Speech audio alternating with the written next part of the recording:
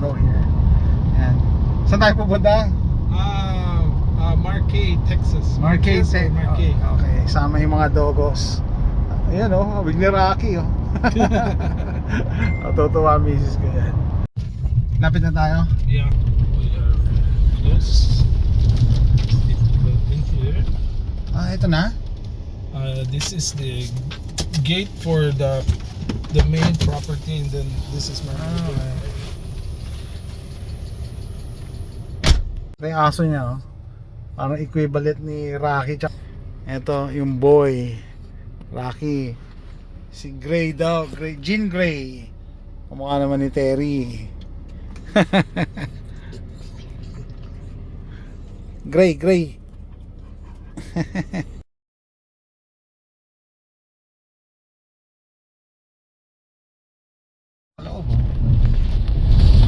Mating yung point na we don't have. Okay, we're here. Miami. Wow. Ano kang garden? You have a garden here.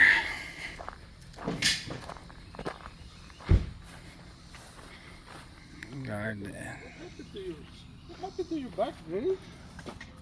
Hawig talaga ng aso ko. Oh. American Staffy yan, di ba? Ito? Ito, breed. Anong breed niyan? Ito, oh yeah. Half, really half combination. Taxes or whatever you need for that. But if you're like a working farm, then yes.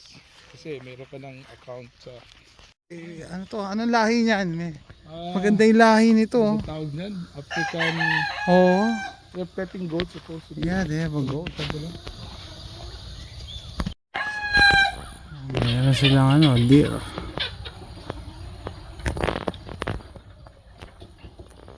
And then they have chickens.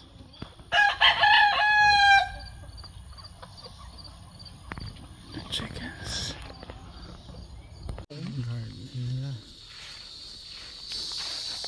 Pechay. I think mustard green. Mustard.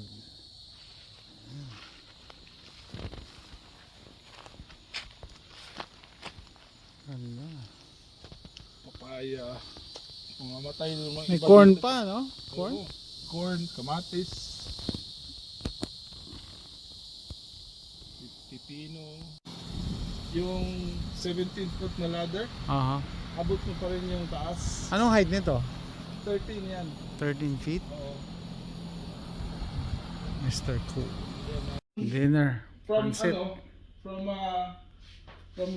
the tindahan, bibili ka ng something.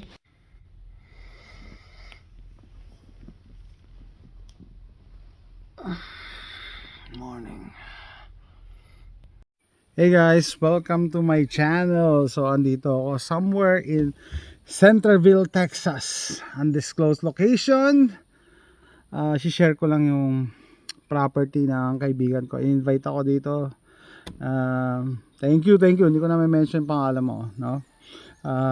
Thank you. And para din ma-share natin sa mga kababayan natin na interested sa farming, farmhouse, farm property and homesteading na rin siguro. And syempre, bug out location. No? Nakaka-amaze lang kasi yung pagkwento niya sa akin ng pag-build niya ng bahay niya. Siya mismo gumawa, no? Syempre, nag-hire siya ng contractor do sa mga bagay na hindi niya kayang gawin, like yung pag lay ng foundation, ilang truck daw ang binayaran niya, no, para mag-lay ng foundation. Tapos ang pinili niyang bahay, nagulat ako, metal house. Metal, bakal to. Yan, metal. Pero yan, pinagawa niya yung foundation, yung frame siguro. And then, pero siya na nag-install ng sheeting. Nakakagulat lang. Pero ito yung property niya. Ito yung likod. Meron silang garden. May mais. Ano yan? Mustasa. May bayabas sila doon. Ayan, dito, misis niya daw nag-aasikaso. Tuwan-tuwa. Nagpa-farming dito sa likod. Nakakapag sila ng fresh na veggies, no? Fireplace dyan, fire pit. May fire pit. And eto nga maganda dyan, no? Meron siyang target. Yeah, may mini range na rin siya.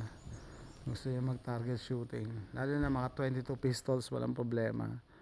Sabi ko, ano yung nasa likod niyan? Sama pa ng property. Ang total acreage, 50 acres, napakalaki. Tapos 3 pamilya yata sila dito.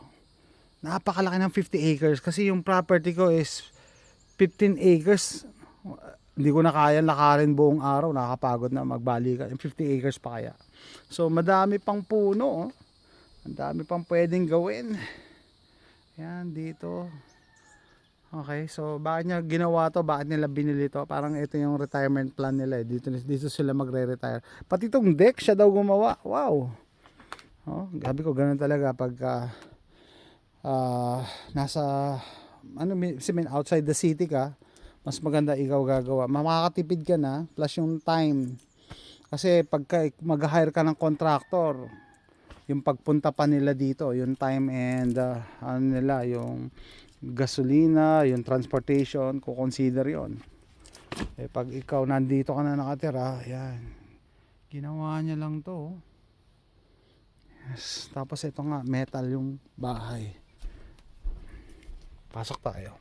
Okay.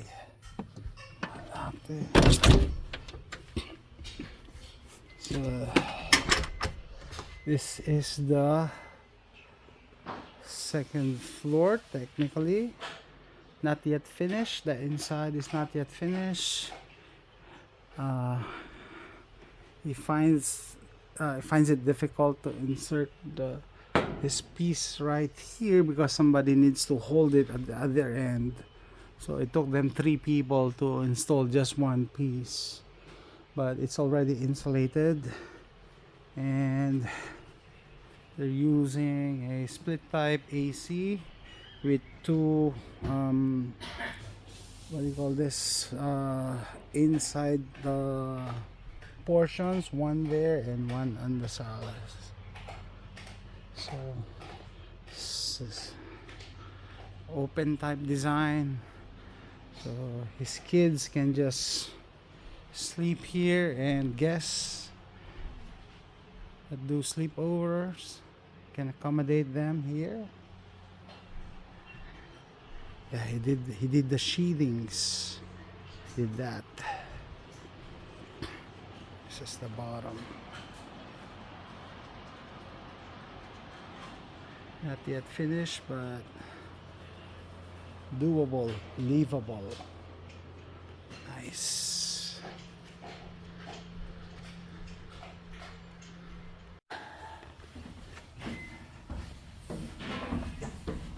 Steel.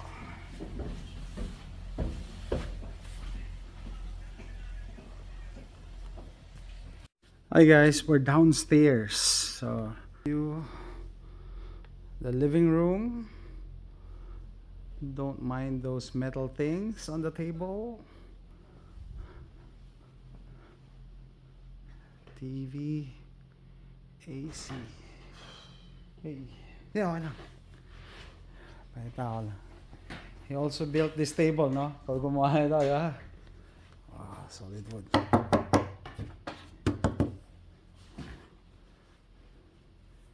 Very creative. This is wood, varnished, open design.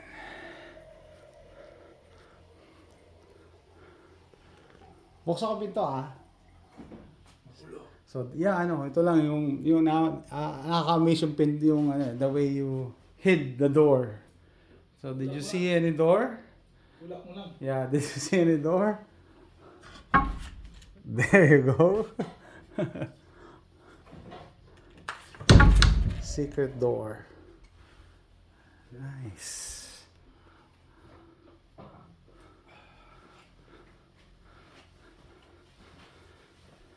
Washing machine and dryer.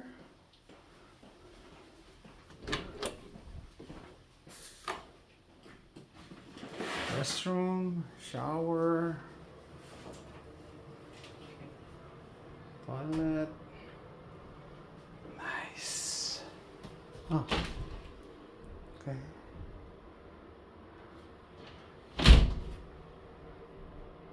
Jing pala. Lalagay ko ng kahoy dyan, ipupush each kasi that will prevent the vibration. So,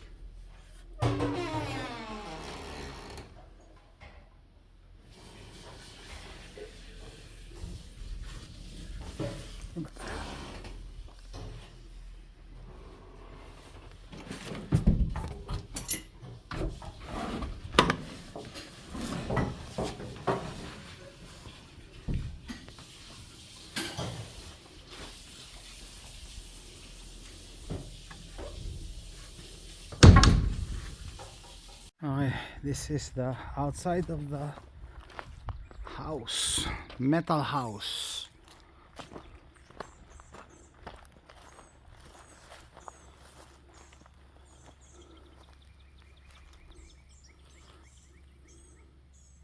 Okay, the other side of the house.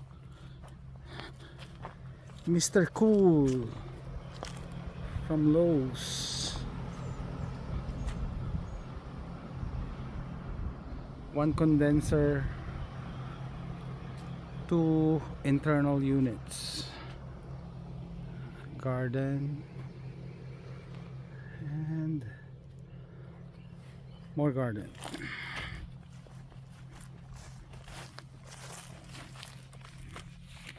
$1.5 million.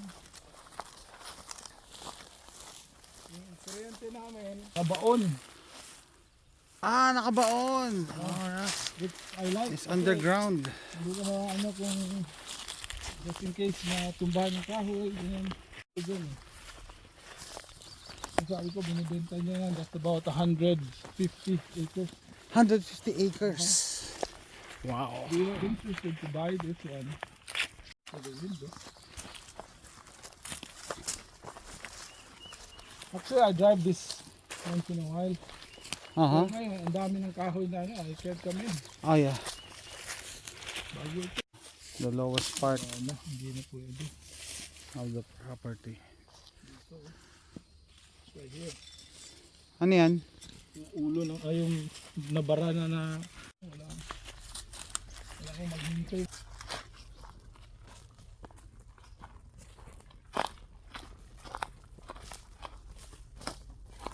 Kasi dati, ano mo yun, hindi pa kompleto yung This is where animals rub their back. Okay. Kasi rub. Hindi namin ito dati. Ah, siya gumawa. Yeah. Gawa ng This is cute. tayo ng nanay, pero parang binubugbog din ng nanay eh. Yeah. I can smell. Amoy kambing talaga eh. Mapanghi. Ayan. Where's the mom? Itong white? Ma'am niya ito, yung parang Ah, sila isa. carbon copy. Ay, kamukha niya nga. Ayan. They look the same. Gray! Come here! Come here, boy. Come here, girl. So, ito. Yeah. Oh. Sabi ko sa kanya, are you okay? I mean like, I think what you're doing, kasi makikita mo yung ano yung machine niya, para bang Bye, Gray. We're leaving. Ay, goodbye na. Goodbye. madaming ano niya oh. Kasi saan kasi nagsusuot? Wala alam mo. Okay guys, malapit na kami sa bahay. Yan. Thank you dito sa kaibigan ko, no. Ang dami ko natutunan in terms of house building. Kumukha ko mga tips sa'yo. Di ba? Yan, pagbuo. Talagang na-shock ako nung sinabi niya siya lang by hand. Of course, yung heavy stuff pinagawa niya, pero by hand siya gumagawa ng bahay. Homesteading, farming, yan, siguro yan mga ano, inikot pa natin yung property niya. Yan, makikita niyo sa video. Tapos pati sa barrel, ang dami niyang bigay sa akin tips. Ito, sasabihin ko sa'yo, pre, hindi talaga ako sanay sa optics sa pistol. Kaya siguro hinahabol ko yung dot pag gumagalaw yung slide. I swear I'm a good shot. Pero kanina sumasablay ako dun sa echelon. Okay, so parang naano yung ego ko dun ha. Parang kailangan kong gumawa ng shooting video ng pistols open sight. Naiilang lang siguro ako dahil hindi ako familiar. No? And yeah. Thank you pre sa sa experience. Kagabi nga iniisip ko nung natutulog ako, sabi ko ano kayang ipopost ko dito, parang nag-sleep over, parang grown men na nag-sleep over. Yeah, it's like that, you know? Tapos clean pan. Okay, yeah, clean pan, di ba? Sabi ko, what more can you ask for? Enjoy naman eh. So with that guys, hopefully nag-enjoy kayo sa trip namin. Sinama ko kayo. And see you next time. Bye. Bye. Hi guys, I'm home. Yeah, my dogs. I miss my dogs.